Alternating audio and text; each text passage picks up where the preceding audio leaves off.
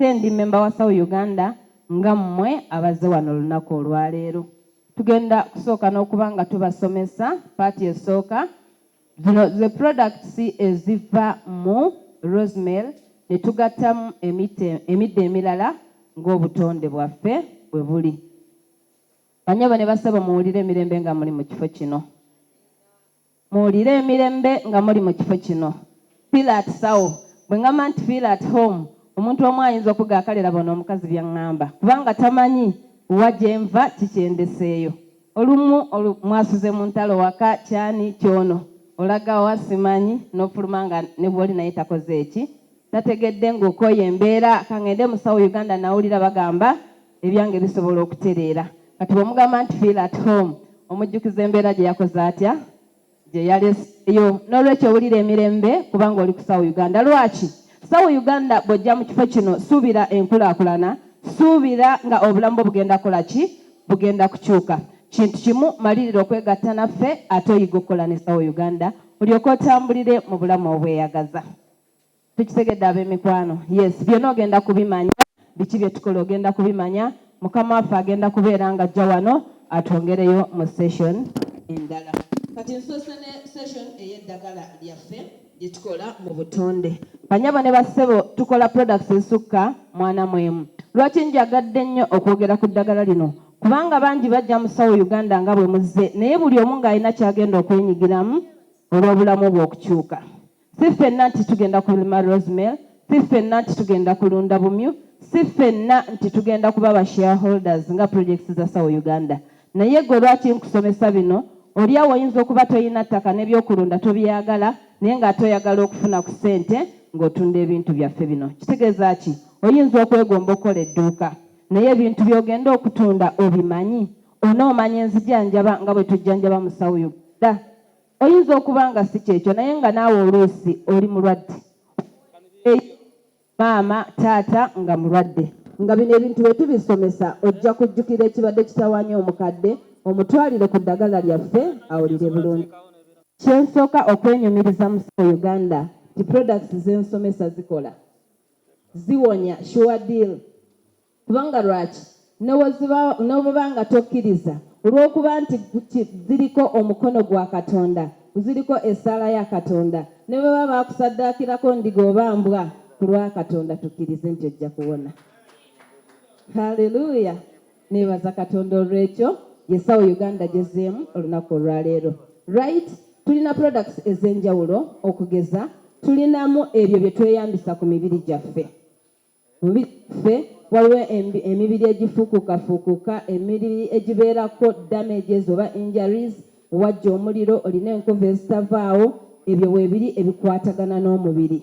Bitya tulina combination nga bw'onootwala oil wa South Uganda olwo olususu olukakanyadde olwakaluba oluliko namakula oluliko mugaba n'ebigenderako ebyo bigenda kuba biwona. Kati combination ya oil wegiteekako sabbuuni n'akazigo ogenda kubeera nga onyirira bulungi. Tulina ebirala ng'ebyokunywa. Banyabo ne bassebo mbadde njagala tulageko ebyokunywa byaffe wano. Tulina soda oyo gwe mulaba abaana basawo gwe bayisaawo, ebyo nabyo byakunywa. Ekisooka amalako ennyonta. Kati ono soda ye ngenda kumusomesa nga wano banteereddewo samples ze ngenda okusomesaako. Then tulina ebirala ebikwatagana n'ebyokulya omuli akawunga. Olwaleero kwegenda okutwalako nga gwe ulcers zaakulemerako nga bw'oli akawunga ka South Uganda olw'okuba kalimu chamomile, ulcers zikola ki? Ulcers zigenda. Ebyo mwe tugatta ne porridge waffe owa South Uganda naye ngenda kubanga mukusomesaako wano olwaleero. Naye nga byonna bino byonna bya bulungi lwa bulamu bwaffe. Tukkiriza nti biwooma. Naye ffe South Uganda ffe tumanyi wankubadde biwooma tuba twejjanjaba bwejjanjabi. Mu byokulya mulimu ekijanjaalo ekyo. Muganda wange ekijanjaalo ekyo kye kikola mbandibadde nga sinaba nakisomesa nga wakyetwaliddeko dda.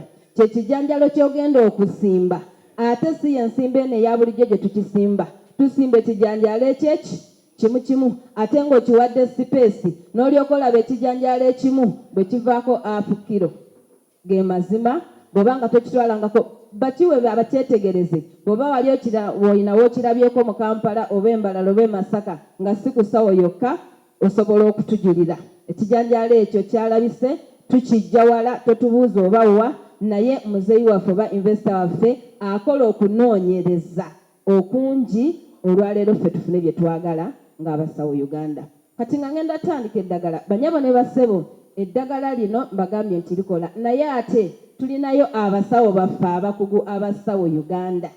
Okuleka nze waliwo enzijanjaba ng'oli wano naawe nga tomanyi kikuluma oba oluusi ng'abasawo balina ke baakuzuulamu naye nga tewamatira. Tulina abasawo baffe abasawo Uganda batuula ku kalina wali waggulu abasawo mwebali. Kati gwe ng'oyagala okulaba omusawo oyo akoleko masaagi abantu abamu emibiri gyaffe gyonna gyakaluba dda nga mu butuufu ne bebakwatako teweewulira omubiri gwagaana naye omwana agenda kukola masaagi aku masaagi ng'ebinywa byonna bikole bitya ebinywa byonna bite. Tulina body check up abamu emibiri gyammwe mirwadde naye nga tumanyi nti oli mulwadde omwana kugenda akole body check up fenna akuzuula ekikuluma. Abo be basawo be tulina mu musawo Uganda. Balina ekirala kye bakola balina ekyuma ekikebera obutwa mu mubiri bandi ekintu ekyo mubadde mukyewuunya ng'ozoonyirira naye omwana n'akuteekako ekyuma amazzi agakuvuddemu gonna nga byonna bikyafu. Detoxation machine gyeri bagirina eri waggulu. Ebyo nno byonna byenkugamba bya bwereere kubanga oyinza okuŋŋamba kale ate bwe ntuukayo genda omubuuze ekirina okusasulwa ajja kikugamba ekyobwereere nga sawo Uganda bweti era nakyajja kikukolerako bwereere. N'olwekyo abasawo baffe bali kalina waggulu gye bali beeteefuteefu batandise dda okukola era bw'obanga omubiri gwe wazenga mulwadde sooka ogire ng'oyambuka ogende okutusanga ng'okomawo ng'otuwa bujulizi ebya sawo Uganda byekola. Right. Kati ntandise n'eddagala lyaffe bannyabo ne basebo.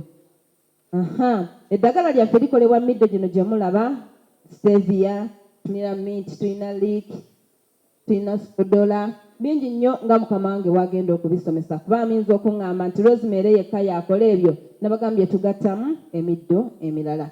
Kansookere ku kookunywa. Tulina kookunywa abaana abawala bwe mulaba nga bakutta akookunywa kafaanana bwe kati ako ka energy drink. Energy drink kyekyokunywa kye tulina kasiringi 10 tebakakuguze 2 waliwo enjawulo akakiragala ka 2 akawaggulu ka 10 kakola ki? Energy drink bw'obanga omukutteko olwaleero ng'ali mu ngalo zo tomala ganywa naye manya emigaso gy'alina. Energy drink ng'erinnya bwe riri atuyamba nnyo okwongera amaanyi mu mubiri, atuyamba nnyo okubeera nga azzaamu omusaayi, atuyamba nnyo okubeera nga agogola emibiri gyaffe emisuwa omusaayi ne gulyoka gutamagi mu misuwa. Ekirala energy drink kyatuyamba atuyamba nnyo okuizinga oba okugonza kye tuyita digestion emmere ng'ekubibwakubibwa mulungi mu mubiri n'efuluma ebweru. Bantu abasinga baganda bange tubeera n'endwadde naye ng'ate ffe tuzeereetedde. Mu butuufu bw'obanga oli wano ng'olina obulwadde nga okugenda emmanju nga buzibu ekintu ekyo kya bulabe nnyo eri emibiri gyaffe. Olwaki? Waliwo endwadde ezijja olw'okulya obubi. Waliwo obulwadde obusinze kati okutawaanya abantu. Obulwadde buno babuyita mu Luganda ebansundo y'emabega oba kye tuyita piles oba hemorrhoids. Endwadde eyo ebiseera ebisinga eva mu kulya ebintu ebikaluba. Buli lw'olya emmere kwegamba ey'ekika ekimu ng'ate emmere yeekaluba efo osinga okubeera nga mu butuufu digestion oba okumenyamenya emmere mu mubiri kugaana. Kati olugira bambi okugenda emmanju ate weekaka nnyo. Buli weweekaka oba ofoosinga emisuwa gy'emmanju eno okubeera nga gikola ki? Kati ogenda okulaba ng'otandise okuwulira obusundu obwo obubeera ennyuma. Bw'ogenda emmanju ogirako olusaayisaayi tokyayagala na kugendayo kubanga ogenda kuwulira obulumi. Oluusi nate era kisobola okuva eri abantu abasitula ebintu ebizito ennyo.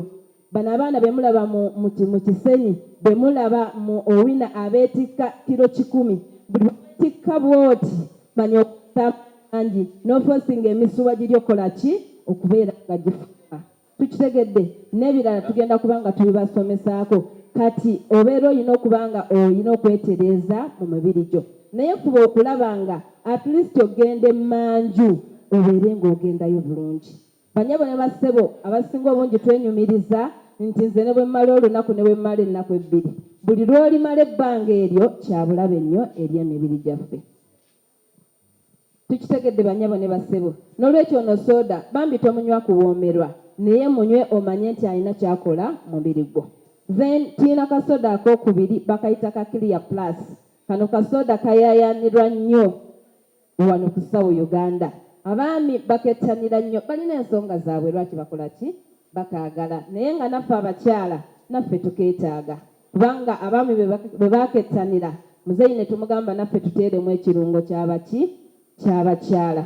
Clear Plus afaanana bw'ati bannyabo ne bassebo. Clear Plus atuyamba nnyo okugogola emisuwa. Ono alimu ekirungo ky'omulondo. Omulondo white media gukola nnyo ku bintu bino wammanga. Omulondo guyamba nnyo okugogola emisuwa gyaffe. N'abaami ebitundu byabwe eby'abaami giba misuwa.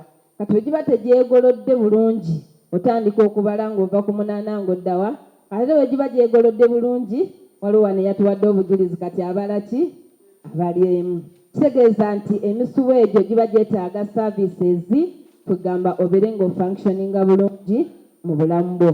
Clear Plus atuyamba nnyo eri abaami. Bamuteekamu ekirungo ng'ayamba nnyo ku ndwadde za prostate. Oyinza okusanga signs and symptoms of prostate ng'ogirina naye nga tomanyi. Okugeza ng'ofuuyisa nnyo so ng'ate bwe baakukebera nga tolina sukaali. Kati abaami bw'oba ng'ofuuyisa nnyo ng'ate tolina sukaali nga n'emyaka ate oluusi gyambuseeko manya oli mu katyabaga ek'ekirwadde ekyo kye tuyita prostate oba okuzibikira kw'abaami. Kati bw'onywa ka soda kano weeyambe ogenda kuzibukuka owone endwadde eno ey'okuzibikira. Jjukira okuzibikira kwe kuleeta abaami okubeera nga temukyalina maanyi ga kisajja n'ebirala nga bwe tunaayongera okusoma. Kati kano kalimu liquid form oba mu mazzi naye ng'ate tulinayo n'akalala singa okwongeddeko kali mu powder form. Oyo ye soda waffe bannyabo ne bassebo osobola okugololako bw'oti ku mikono. Ayamba nnyo okuwagala obwongo. Oyinza okuba nga wazze wala tutandise okusoma naye ng'osumagidde. Sooka otekewo kasoda kano owagale obwongo bino bye tugenda okusoma bibeere nga bikunyumira. Gye wamujja ebyokunywa bye tulya nga soda oyo tubimanyi gye biva ne gye bikolebwa sijja kwogerayo naye nga weeyambe oggyemu obukyafu mu mubiri. Tulina abantu abasinga obungi ng'obulamu bwo bwonna buli ku ddagala. Oli mulwadde wa pressure, sukaali, HIV. Kitegeeza nti toyina lunaku lw'omiisinga nga tomize ddagala. Naye ng'ate eddagala lirina side effects bwe tuyita obutwa obuva mu kumira eddagala erisukkiridde. Kati vittu ki kyakola? Agenda n'asengejja obukyafu obwo n'obutwa mu organs zaffe ebbiri ezituyamba mu mibiri gyaffe. Organs ezo kye tuyita ekibumba n'ensigo. Kati ono bw'omutwala nga wawulira omuntu bamugamba nti mulwadde wa kibumba na nsigo, muyambe omutwalire ekikebe kino kimuyambe okukenenulamu ebikyafu mu kibumba ekyo ekimutawaanya n'ensigo. Tubitegedde bulungi. Omugaso omulala ogwa vittu atuyamba nnyo okubeera nga aboostinga immunity. Immunity kitegeeza ki? Nga obusirikale bwaffe obw'omubiri obutuyamba okulwanyisa endwadde nga bulina amaanyi nga tolwalalwala. So nga lwaki abalwaze oba abatera okulwalalwala bettanira nnyo emikebe gino bayambeko ku busirikale bwabwe buddemu amaanyi. Obeere nga tolwalalwala nga ssenyiga bwakuluma ojja genda olime okubewo nga tolina nnyo kyokyuseeko. Omusujja nga bwe gukuluma guyinza okuyitamu obuyisi bo ng'obusirikale bwakoze omugaso gwabwo ne bulwana ne bubanga gwe oli mulamu.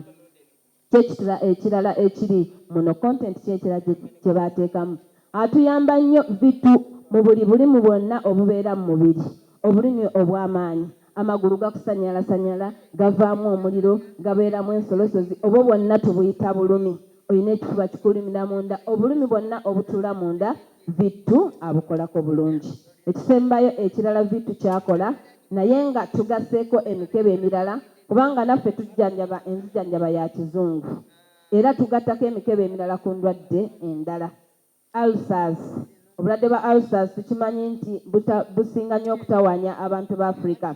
Kati ulcers ezikuluma oba zikusesemya oba zituse okufulumya omusaayi oba zikwokeredde ku mutima nga buli bw'oteekayo ekintu owulira bubi oba zituse ku extent ng'oba ola emmere oba ng'ogisosola, awo kiba kigenze wala.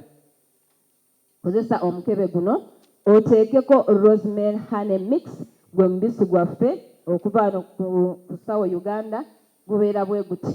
Kakati olw'okuba nti tukimanyi bulungi ulcers ge mabwa agatuula ku ssebusa, kitegeeza nti bambi obeera n'amabwa agakuluma. Kati kitegeeza nti hano ono bw'oba omugaseeko these are natural sugars.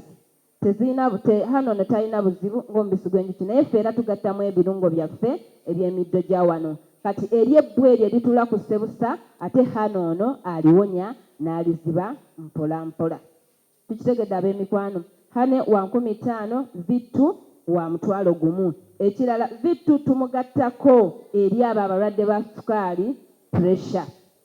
Ng'oli mulwadde wa sukaali ne pressure, tuteekako combination eya vittu, ne tuteekako pure organic rosemary afaanana bw'ati, ne tuteekako net mix net spice.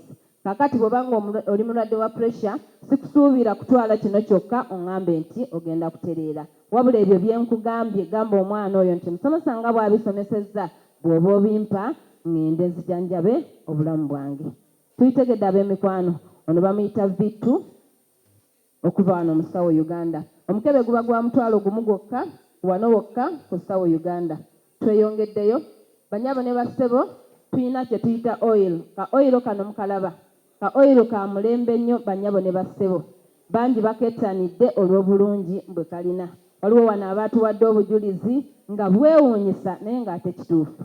Oil mix kiki kyakola? Nabagambye oil mix olw'olususu olulungi tuteekako sabbuuni ne tuteekako akazigo. Eriggwe nsusu lwakutabukako.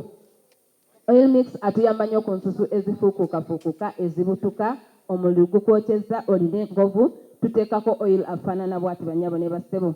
Oil ono atuyamba nnyo ku nsusu ezikaluba zitya ng'engalo zo ziringa kwegamba kyangwe nga zonna zonna zikaluba. Enkyakya ku bigere nga mu butuufu owulira toyagala na kubikkula oba oyambala biwanvu olw'ensonga nti tosobola kweyambalira kagato kakola ki kalaga bisinziiro. Bw'obanga olina olususu olwo olukaluba, mala bulungi okunaaba n'ekyangwe, oggyemu naddala ettaka eriyingira mu nkyakya osigewo oyiro ono. Nandibadde nkuwa amagezi nti bw'oba ogenda okwebaka ng'omaze okesiiga, waliwo obusitokisi buno obubuguma okisuzeemu nga kibuguma, ojja genda okuzuuka nga konna akagere kakola ki, nga konna kagonvu. Bw'onoonyiikira enkyakya nga zikola ki, nga zigenda. Atuyamba nnyo ekirala ku nsusu zaffe ffe abakyala okubeera ng'agoba mugaba. Mugaba waliwo abakyala nga basiiwa nnyo, bw'atambulako ku makya yenna ne yeetakulatakula, kitegeeza ayina obuzibu obwo. Teekawo oil. Abakyala tubukozesa mu nviiri zaffe. Bw'oba ng'osibye enviiri, nze mwennyini nze ndi bujulizi, badde nga nsiba nnyo enviiri, naye nga bw'omala okusiba teweebaka olunaku ekiro kyonna omutwe guba gukola guti, naye siba enviiri oteekemu oil, tojja kumanya nti wakoze eki, wasibye. Ye oil waffe ono owa Sawo Uganda. Atuyamba nnyo ku baami abalina ebiwalaata. Baami abalina obuwalaata mutuwadde obujulizi nga walina ekiwalaata naye n'osiigamu ka oyiro kano eyali ow'ekiwalaata nga bakuyita wanviiri. Kitegeeza ki? Obuviiri bukomawo mpola mpola ne bumera, ogenda okulaba eyali ow'ekiwalaata bakuyita wanviiri. Kayamba nnyo, kakola nga anti-aging. Bw'obanga okeesiize erinda ddala ffe abakyala abatayagala kuleekaano nnyo mu myaka. Emyaka mirungi naye ate bwe gikulabikako ennyo tekinyuma, weetaaga nga kwegamba olabika bulungi ng'onyumirwa okutunuulira. Kati abaagala okufaanana obulungi tusala emyaka nga tuteekako ka oyiro kano. Oba ayagala okufaananako nga nze, sala emyaka oteekeko ka oyiro kano. Kanfudde kyendi era nze mukama wange mwenyumiririzaamu okunkolera ka oyiro. Banyaba ab'emyusa nga ensusu zonna oli wa bbulaaka, bbulu, green n'amakula, ekyo mukitegeera. Chemicals zikufumbye. Genda awo awali by'otategeera oteekeko ka oyiro kano, ogenda kulaba ng'onyirira bulungi. Ka oyiro kano kaba ka 15 zokka, akatono kaba ka 3. Gamba abaana abo bakakuwe kubanga olwaleero tubuli out of stock. bagambe bakakuwe nga tekannagwawo okatwale waka katuyamba nnyo nga okola ki olina obuvune omenyese katono nnyo basebo ne banyawo nga nabagambye bayisawa ttaano twagala okuba nga tuva wano bw'amaliriza tugenda ku kirala so bw'obanga ogenda ku registaringa olina emitwalo gye 3 eno emmeeza yammwe ate nawe bw'obanga ozze kufuuka CI nga waliwo luli n'obisoma n'ogaaka weetegeke kati naawe osobola otuwanikira omukono ne tubakowe tukudayirekitinga naawe ng'ozze kumaliriza shares zo oba ozze olwaleero waliwo abadde bankubirako ng'ozze leero so bw'obanga ozze ku registaringa n'emitwalo 3 tetugula bumyu tetugula ki nga toli memba eno emmeeza yammwe bw'obanga oyagala kubeera CI naawe jangu akatebeko weekali oba shareholder tugende mu maaso nabagambye ka oiro kaffe kali kenvuddeko kati ng'oyagala combination ennungi oteekako ka sabbuuni kano abaana abalina ebisente ebiguuna bw'obanga alina ebisente ebiguuna kwata sabbuuni omukubeko ekyovu akalire mu mutwe osigeko ka oiro kali ate ebiguuna a fungal infection kati oba olina okuteekako ka cypress abaana bamulina bamukulage ojjanjaba okuva munda ate ne kungulu tubitegedde ab'emikwano ze mbasomesa ki kye mulina okukola ki okukozesa togamba nti otuteekamu kokka n'otaganyulwamu sabbuuni wuuno banyabo ne basabo sabbuuni wa 400 baze omuteekako ebbeeyi kati nabagambye nti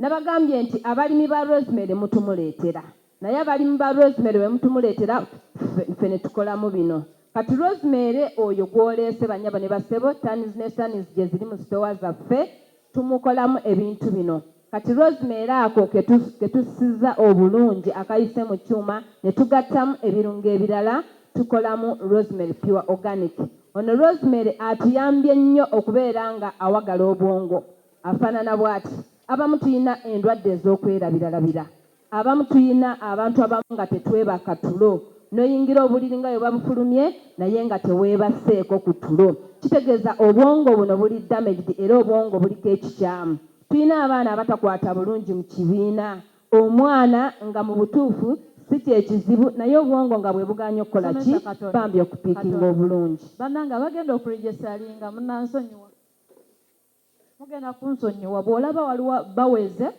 ng'ogira olinzeeko bw'olaba baggwawo ng'olyoka ojja naye bw'otuuka wano wootugambira nti nze kumalayo shares nze bwa CI wano wootugambira keekano ka rosemary bamuyita rosemary pure organic eri endwadde ez'obwongo nga weerabiralabira omwana takwata bulungi mu kibiina omwana afuka ku buliri bambi obwongo agenda okujjukira nti afuseewo ng'obwongo bwalemeddwa okumuweereza nti yakoze atya yafuse ku buliri kati omuntu yenna atawanyizibwa obwongo olumu obwongo buno bambi ekireeta obuzibu ku myaka olumu emyaka nga gikuzeemu katonda ayinza okuba nga gy'oli teyakuwa byonna n'okula nabyo naye ogenda okulaba nga obwongo bukoze eki obwongo bugenze kati eri obwongo bwo omuntu atawanyizibwa ekirwadde ekyo tukozesa pure organic rosemary atuyamba nnyo ne ku ndwadde ez'amawuggwe oba okussa ng'olina allergy omuntu assa bubi obudde bwe bugenda nga bwe ne bukwatirira bwe buti nekiwanga ne kikufuukira ekiwanga n'otakula amaaso n'owulira ssenyiga omungi naye nga ne bwonyiza towulirayo kantu tukozesa pure organic rosemary omutono wa 15 ate omunene wa 1,000 ogwa Uganda afaanana bw'ati alimu immune booster ne brain booster nga bwe mbagambye ekirala awunya akawoowo bw'obanga toyagala kunywa caayi nga okunywa caayi bulwadde bwo teekako ka rosemary ojja kweyongera ebikopo n'ebikopo ng'obadde togenderedde stress relief kitegeeza ki stress relief kitegeeza okuba nga owonya ebirowoozo rosemary tagenda kugyawo birowoozo byo nga bw'otusuubira naye atuyamba nnyo okubeera nga omuntu afuna ku tulo banyabo ne bassebo bw'obeera ng'olina ebirowoozo ebingi oba tosobola kwebaka banno we beebakira gw'obeera olowooza nnyo ogenda okuzuukuka ku makya ng'owulira kantoolooze owulira wenna amaaso gakoze ekigakumyuse omutwe gwonna gukoze gutya gukuluma n'olwekyo ono alimu ekirungo nga kisobola okuyamba okubeera nga ofuna ku tulo omuntu buli lwafuna ku tulo agenda okuzuukuka ng'ekibadde ekinene nga kikutoowolokose ye stress relief, rosemary bwatyo bwakola pure organic.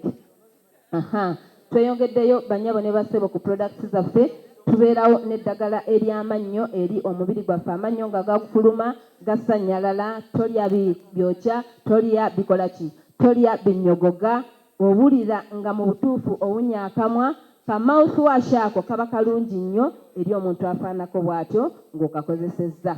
Right, kakati tulinawo ekino bakiyita rosemary power 7 extra. Banyabo, rosemary power 7 extra kikyatuyamba. Ono ye Kagema musujja musawo Uganda.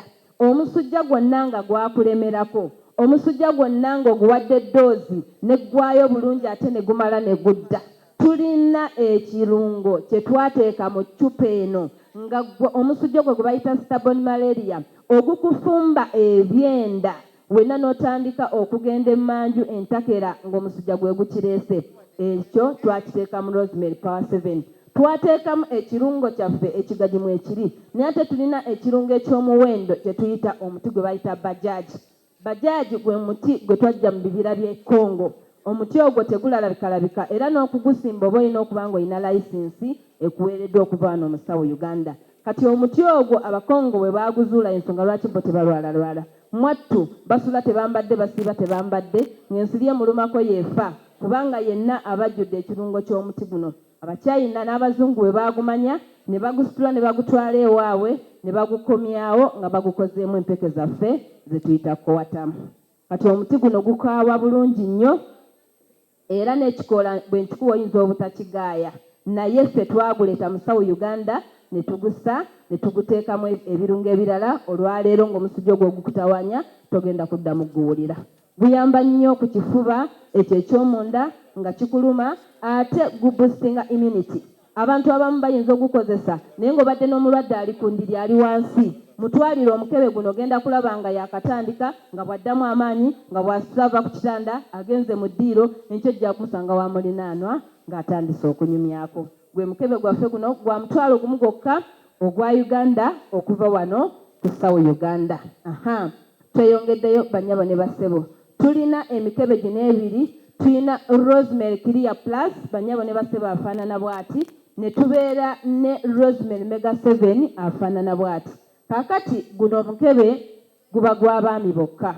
Omukyala bw'onoogugula kitegeeza oba ogugulidde mwami, ate omwami bw'onoogula rosemary mega 7 kitegeeza oba ogugulidde mukyala. Bibaawo olw'amaka ageeyagaza.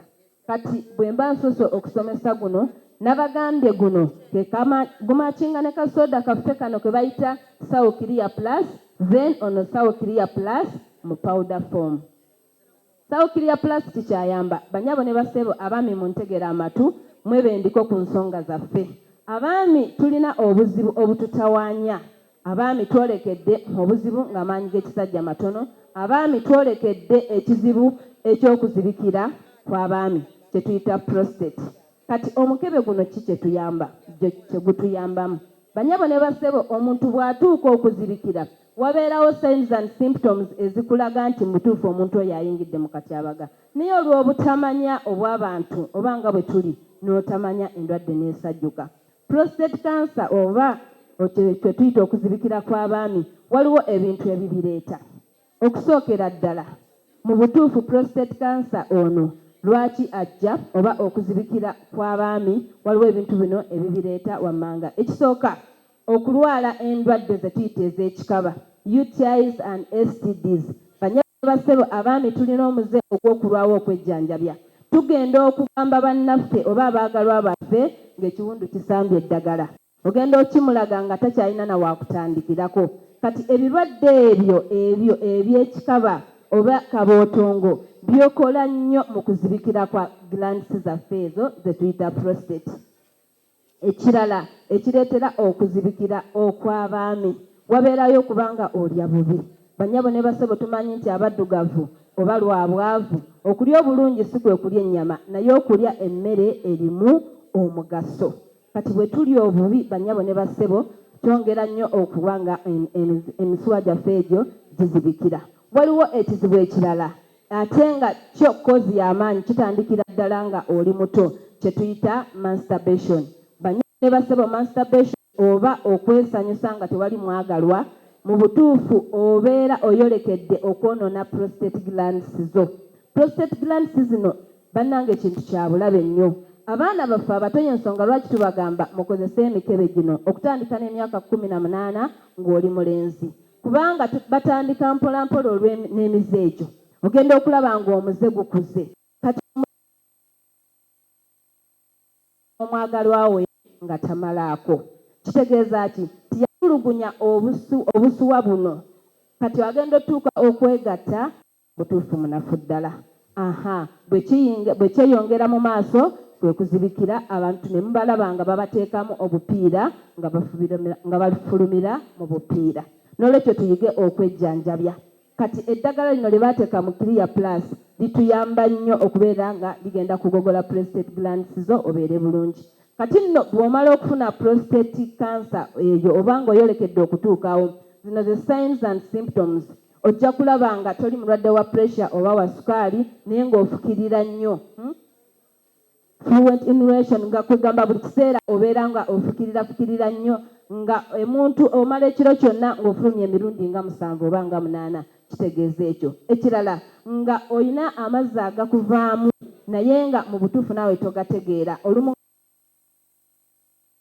kitegeeza oli mu bulumi obwo. Ekirala ng'ofuka amazzi nga gakuluma olumu nga tegajja bulungi, kitegeeza nti prostate gland eno yanyigiriza kye tuyita urethra, omuyita omusulo. Kati ogenda okulaba nga gujja tegujja, bw'oli gukuluma ate owulira nga teguvaayo, okulaba ng'ofuna obuzibu ng'oddayo buli kiseera, olutuuka ekiseera ng'otonyeza butonyeza.